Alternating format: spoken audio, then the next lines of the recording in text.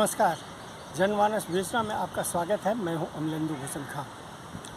कर्नाटक विधानसभा चुनाव हुआ और उसमें कांग्रेस पार्टी को भारी सफलता मिली और इस जीत में कांग्रेस को भारी सफलता दिलाने में एक नाम और जुड़ता है, रणदीप सिंह सुरजेवाला।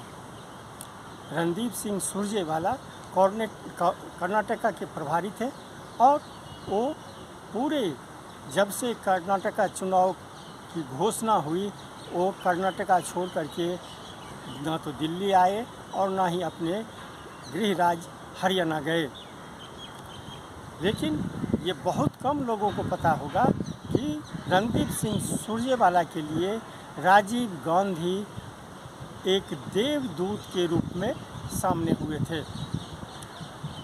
रणदीप सिंह सुरजेवाला 1984 के चुनाव के दौरान गंभीर रूप से बीमार हो गए थे। उन्हें हेपेटाइटिस बी हो गया था और पीजीआई चंडीगढ़ के डॉक्टरों ने एक इंजेक्शन लिखा था जो लंदन में अवेलेबल था।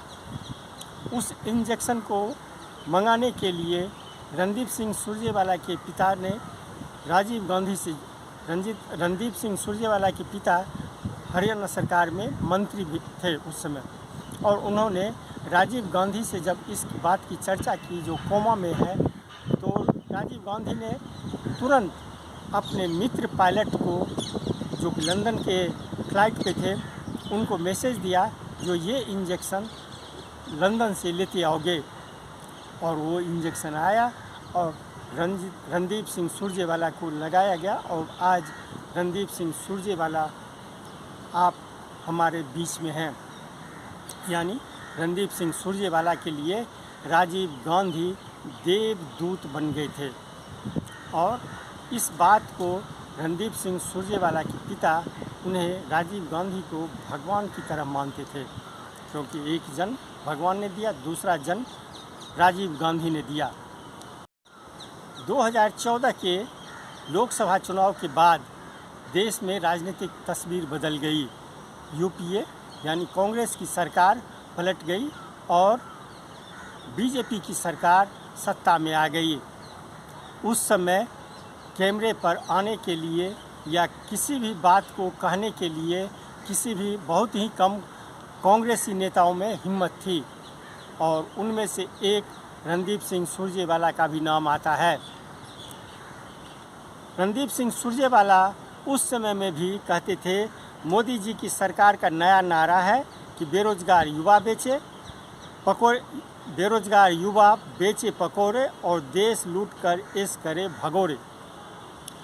भाजपा की थाली अब रहेगी खाली, क्योंकि जनता अब अपने वोट को कांग्रेस की झोली में डालने वाली। कांग्रेस नेता रणदीप सिंह सुरजेवाला अपने शब्दों के वाण से बीजेपी और प्रधानमंत्री नरेंद्र मोदी को हर हमेशा निशाने पर रखने वाले हैं।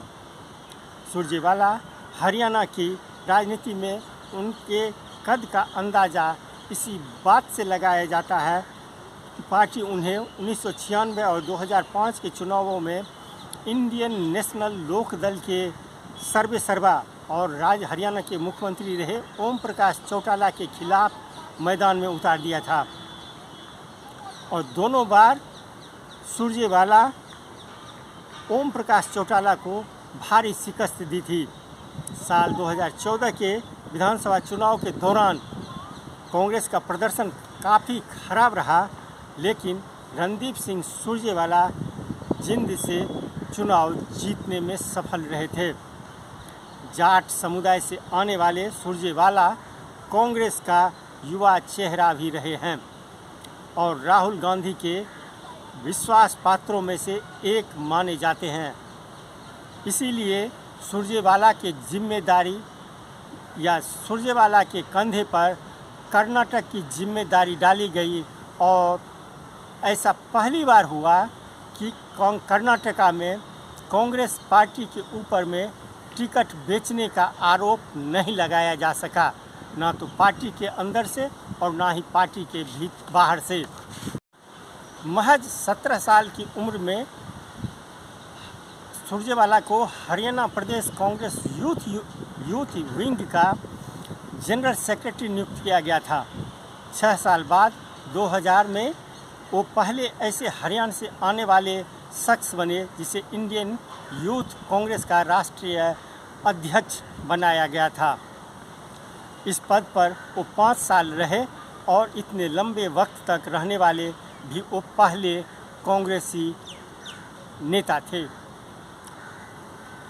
साल 2004 में उन्हें कांग्रेस पार्टी में सचिव का पद दिया गया और साल के अंत में उन्हें प्रदेश इकाई के कार्यकारी अध्यक्ष की जिम्मेदारी भी दी गई।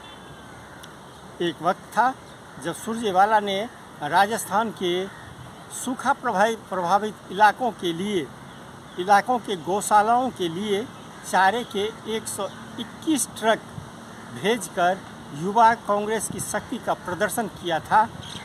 इतना ही नहीं, 50 लाख लीटर पानी भी उन्होंने सूखे से प्रभावित इलाकों को उपलब्ध कराया था और वो अपनी शक्ति का एक मामूली सा उदाहरण प्रस्तुत किया था। उन्होंने यह दिखाया कि युवा शक्ति सामाजिक कार्यों में किस तरह से और भागीदारी से युवा शक्ति भागीदारी निभाते हैं।